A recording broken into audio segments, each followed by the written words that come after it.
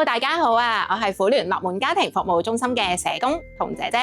踏入夏季咯，小朋友活動變多咗，作息亦都多變，全家人嘅時間變得碎片化，出現咗好多親子嘅矛盾啦、爭執同埋誤會。呢啲其實都唔係因為小朋友唔聽話，而係因為屋企缺少咗一個固定啦同埋平等嘅溝通機會。而喺正向教養入面，最溫和、最有效嘅親子工具就係家庭會議啦。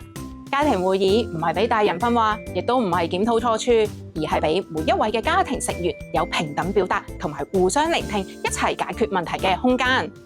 我哋可以透過固定嘅對話建立返情感連結，亦都可以用溫和同埋堅定嘅方式去幫助小朋友建立自律啦、合作同埋責任感，亦都大大拉近咗親子之間嘅關係，令到小朋友感受到自己喺屋企係重要嘅一份子，擁有被聆聽同埋被尊重嘅權利。咁今日咧，同大家推薦一個好易上手嘅家庭會議4部曲，每週只需要15分鐘就可以全家都可以一齊做㗎啦。咁首先咧，第一步咧就係感恩分享，每個人咧可以簡單講一件今個星期值得感謝同埋值得開心嘅小事，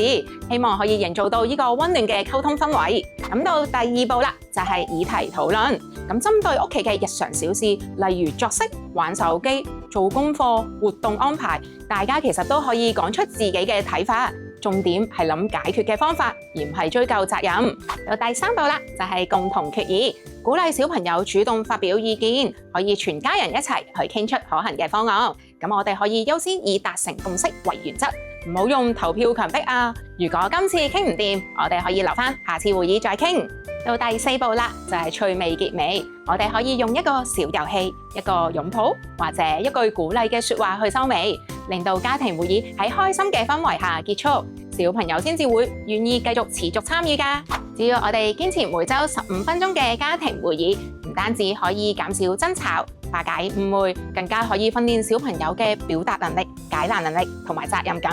建立呢個嘅充滿愛、尊重同埋溝通嘅幸福家庭。